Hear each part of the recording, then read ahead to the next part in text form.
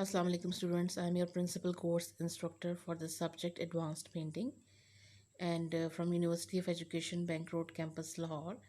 Your course code for this subject is FINE 4134 and your course outline is uh, the first topic is introduction, then there is looking back to the past, then there is monochromatic tonal painting, then there is importance of symbolic elements, and there will be practical assignments on composition, and then there will be preliminary sketches. Then there is topic painting on myself, and then you have to paint a master copy in which you will use a mirror instead of a photograph. Then there is introduction project on color harmony. Then there is modern concepts, and then there is social thoughts, self-portrait using palette knife technique. After World War II, reclined, foreshortened figure pose, color shape composition. Then there is portrait painting and self-portrait from mirror or trade painting, which is your last topic.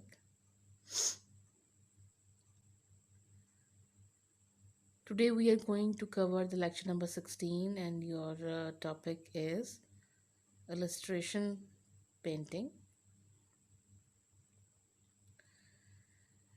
First we will see that what do we mean by the illustration, what is illustration painting is. So here is an example of illustration painting from Mughal miniatures. Mughal Emperor Jahangir is on the right and Shah Abbas on the left, the Safavid ruler of the Persian Empire. Shah Abbas was basically the Safavid ruler. Um, they stand on top of the world on a lion and a lamb, respectively, in peace and harmony. Note the Note the angels holding up the crescent moon and the sun. So, Mughal miniature paintings में we used to see different various kinds of European influences. हमें इसमें different European influences भी नज़र आते हैं, जिसमें से एक ये है जो हमें angels नज़र आ रहे हैं, cupids नज़र आ रहे हैं basically. तो cupids होते हैं basically बेबी फॉर्म में, छोटे एंजल्स जिनके विंग्स होते हैं. तो वो जो हमें एक इन्फ्लुएंस नज़र आता है वो यूरोपियन इन्फ्लुएंस नज़र आता है. और ये जो क्रिसेंट और एक हमें मून और सन का जो कॉम्बिनेशन नज़र आता है, ये मुग़ल एम्परर्स यूज़ करते थे अपने रूल और पावर को सिंबलाइज करने के लिए. और अर्थ के ऊपर if they are standing on the globe, it is symbolising their power and rule not only on the earth but also on the sky. And अगर आप देखें तो शाह अब्बास जो है उसको लैम्प के ऊपर स्टैंडिंग पोजीशन में दिखाया गया है और जहांगीर को लाइन के ऊपर दिखाया गया है. तो एक तरह से जहांगीर एम्परर ने जो है अपने आप को सुपीरियर शो किया है. और यहाँ भी हमें अगेन एक सिंबलिज्म नज़र आता है between the as they are comparing the animals. अगर हम एक लॉयन देखा जाए तो वो एक पावरफुल और कनिंग एनिमल है, जबकि लैम जो है वो एक इनोसेंट और पीसफुल एनिमल है.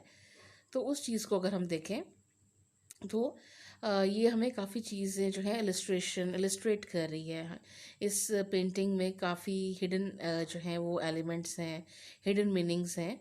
तो इस तरह की जो पेंटिंग्स हैं जो हमें कुछ इलिस्ट्रेट करती हैं, हमें कुछ डिस्क्राइब करती हैं और बताती हैं थ्रू पिक्चर, तो उस चीज़ को हम जो है वो इलिस्ट्रेशन बोलते हैं. तो ये एक एग्जांपल है इलिस्ट्रेशन पेंटिंग की. Here is another example of illustration painting from Mughal period, and the title of the painting is The Princess of the House of Temur. So The Princess of the House of Temur जो है इसमें इसमें different जो हैं वो Prince हैं empire के, उनको दिखाया गया है that they are enjoying the festivity. Mughal miniature painting attributed to Abdus Samad. Abdus Samad was the very famous miniature painter of that time period, and this is the earliest known example of a Mughal painting. The central figure is believed to be Humayun, the second Mughal emperor. सो इस canopy में अगर हम देखें, जो centralise figure हमें नज़र आता है वो कंसिडर किया जाता है कि वो हुमायूं का फिगर है, जिसने इस पेंटिंग को कमीशन भी किया है अपने रीजन में, अपने टाइम पीरियड में, ड्यूरिंग हिज रूल। सो हमें जो है ये एक इलस्ट्रेशन पेंटिंग नज़र आती है, बिकॉज ये एक इवेंट है और वो एक इलस्ट्रेट कर रही है, एक स्टोरी टेलिंग हमें जो है वो नज़र आती है, एक पिक्चर डिपिक्शन नज़र आती है। और मुग़ल पेंटिंग्स में, मुग़ल नेचर पेंटिंग्स में स्पेशली हमें डिफरेंट कोर्ट सीन्स देखने को मिलते हैं, बिकॉज मुग़ल आर्ट जो है बेसिकली वो कोर्ट आर्ट है। जो भी उनकी कोर्ट्स होती थी मुग़ल एम्परर्स की, उसमें जो भी एक्टिविटीज़ होती थी, जो भी डिसीजन मेकिंग होते थे, जो भी फेस्टिविटी के इवेंट्स होते थे, उन्हीं इवेंट्स को मोस्टली जो है वो मिनिएचर पेंटिंग्स में एल्बम्स की फॉर्म में डिपिक्ट किया गया है। So these are the illustration paintings, जो कि इनके डेली रूटीन को, डेली एक्टिविटीज़ को इलस्ट्रेट करती हुई हमें नज़र आती हैं। The last supper by Leonardo da Vinci, digital improved reproduction. ये भी इलस्ट्रेशन पेंटिंग है, बट हम आज के लेक्चर में देखेंगे कि हम किस तरह से जो ओल्ड मास्टर्स की पेंटिंग्स हैं और किस तरह से जो फेमस पेंटिंग्स हैं उनको कंटेम्प्रेरी टाइम पीरियड में, मींस के प्रेजेंट डे में, किस तरह से उसको एक न्यू मीनिंग उसमें जनरेट किया गया है, कि आपको एक हिंट भी मिलता है उसमें प्रीवियस पेंटिंग का, और उसमें आपको न्यू मीनिंग और न्यू टाइम पीरियड का जो है एक सेंस भी मिलता है। सो लास्ट सपर जो है वो बहुत इंपॉर्टेंट और बड़ी फेमस पेंटिंग है by the Leonardo da Vinci artist.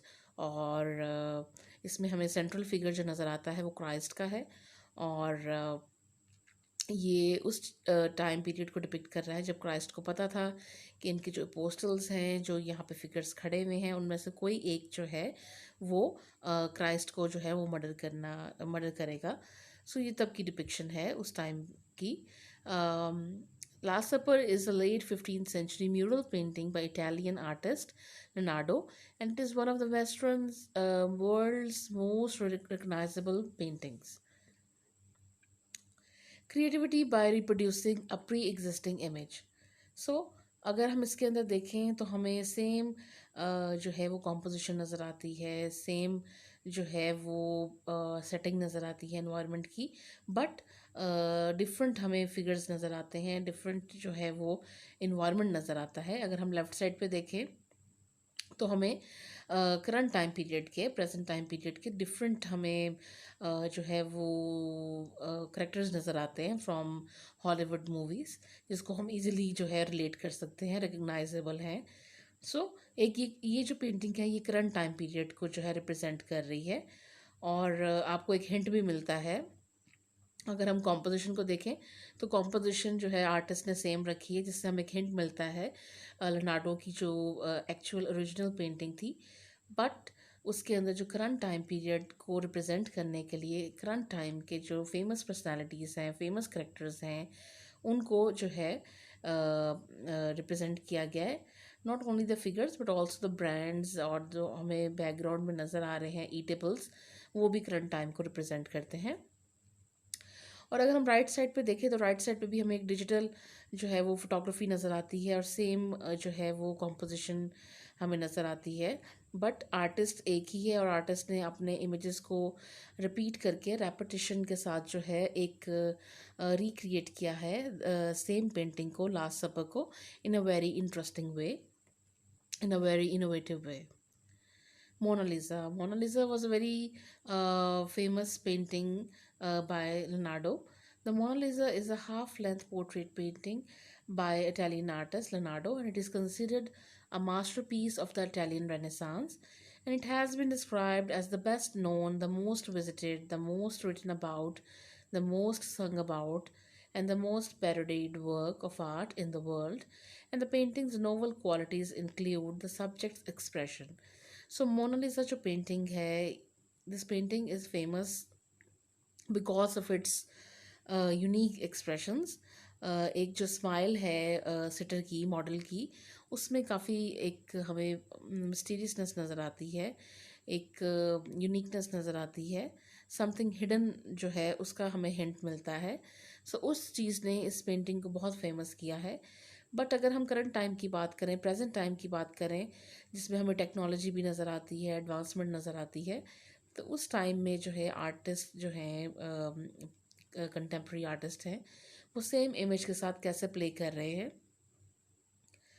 अगर हम लेफ़्ट साइड पे देखें तो हमें एक राजस्थानी स्टाइल में पेंटेड जो है राजस्थानी मोनालिसा जो है वो नज़र आ रही है, और उसकी जो एसेसरीज़ है उसके साथ जो है वो डिपिक्शन की गई है एक स्पेसिफिक कल्चर की, जबकि मॉडल जो है, जो फीचर्स हैं वो सेम ही हैं, जो हमें हिंट देते हैं ऑफ ओरिजिनल पेंटिंग। और राइट साइड पे अगर हम देखें तो हमें एक रोबोटिक जो है वो इमेज नज़र आ रहा है ऑफ द सेम पेंटिंग, और even the background has not change, the costume has not change. तो वो ऑरा हमें एक नज़र आता है of the same original previous painting.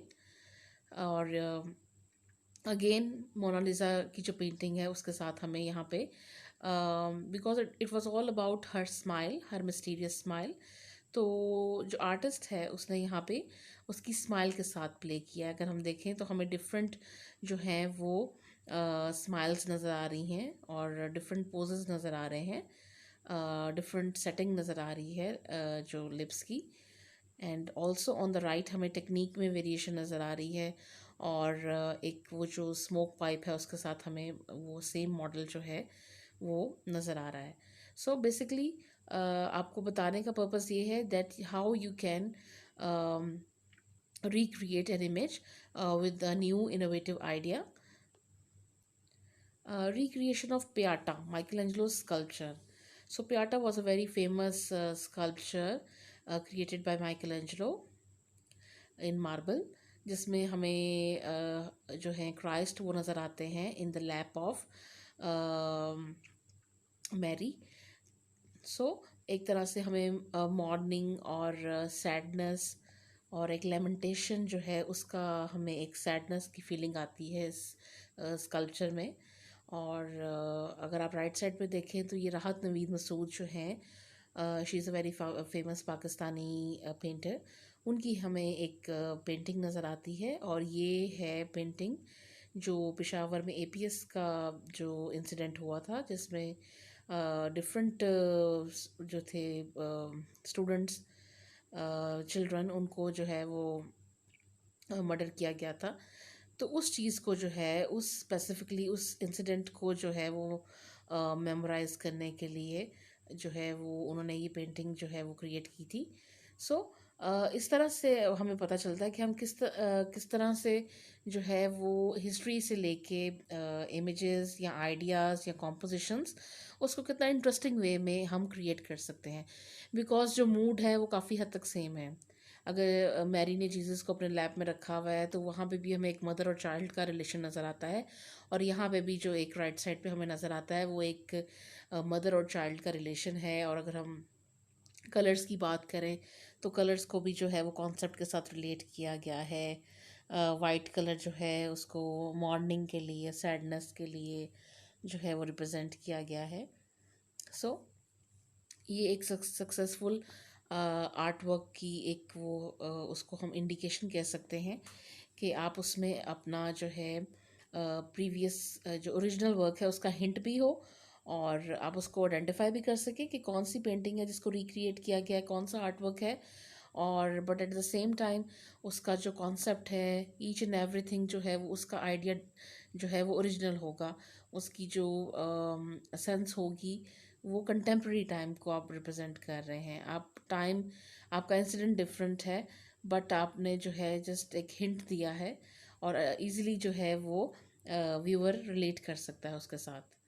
Again this is a famous painting by Michael Angelo, जिसकी ये एक फ्रैगमेंट है, एक उसका आप कह सकते हैं एक छोटा पीस है उस पेंटिंग का, जहाँ पे गॉड, राइट साइड पे जो हैंड है वो गॉड का है, और जो लेफ्ट साइड पे है वो ह्यूमन बीइंग का है। तो एक क्रिएशन है, एक क्रिएशन का जो है वो इवेंट दिखाया हुआ है कि जब गॉड ने ह्यूमन बीइंग्स को क्रिएट किया था और एक लाइफ जो थी वो दी थी।